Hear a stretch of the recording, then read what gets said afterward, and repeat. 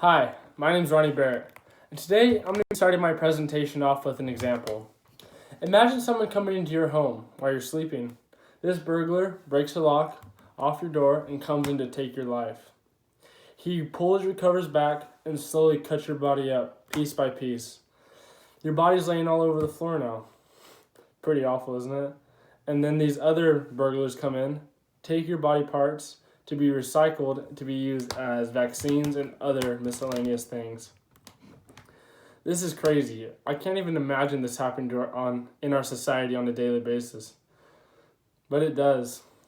This is called abortion. Over 2,362 times a day, a baby is aborted. Abortion is the murder of innocent babies that haven't even got the chance to live their life.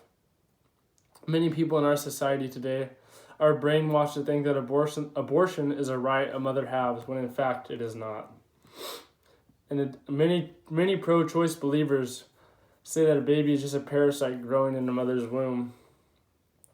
But why then, when someone murders a pregnant mother, is charged as double homicide?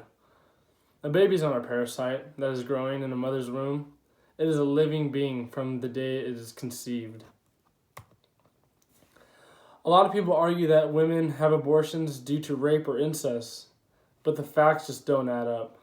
Just 1% of all the abortions are due to women being raped, and less than 0.5% of abortions are due to incest. That's only 1.5% of total abortions are for these reasons. These innocent babies that are aborted each day are literally ripped apart, and their tissues are being recycled in vaccines that are used for smallpox, chickenpox, measles, rabies, and hepatitis A, to name a few. Just let that sink in for a second, guys. Babies are murdered to make vaccines. This fact is nauseating. How could someone in their right mind murder a baby and inject their tissues into another person? That is just out of this world. Last part of this section, many people have abortions so their child will not have to live in a hard life or be poor. That's what people think. But in reality, they just don't want to take responsibility for their actions. They think of abortion as a way out of the circumstances that they put themselves in.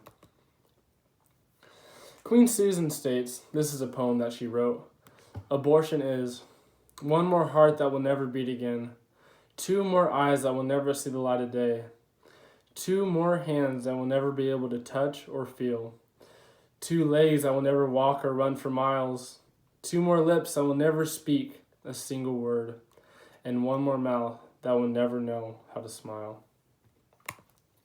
Throughout this presentation, I use Rank's model of persuasion, intensification, and downplay. I really focus on the intensification aspect of this model to show the listener how truly terrible abortion is. Abortion is already a very intense subject that many people choose not to talk about. But when someone mentions the graphic details, it is hard to believe that's actually happening in our society today. I also use association, which is another part of Rank's model that when people associate that idea with something else, like when people associate abortion with getting out of a bad situation, when in reality they're really just not taking responsibility for themselves. And lastly, I use composition, which is the graphic parts of abortion. Like, think about it, guys. A baby is literally being ripped out of a mother piece by piece. And there's just no way around that. That's what abortion is. Thank you for listening to my presentation today.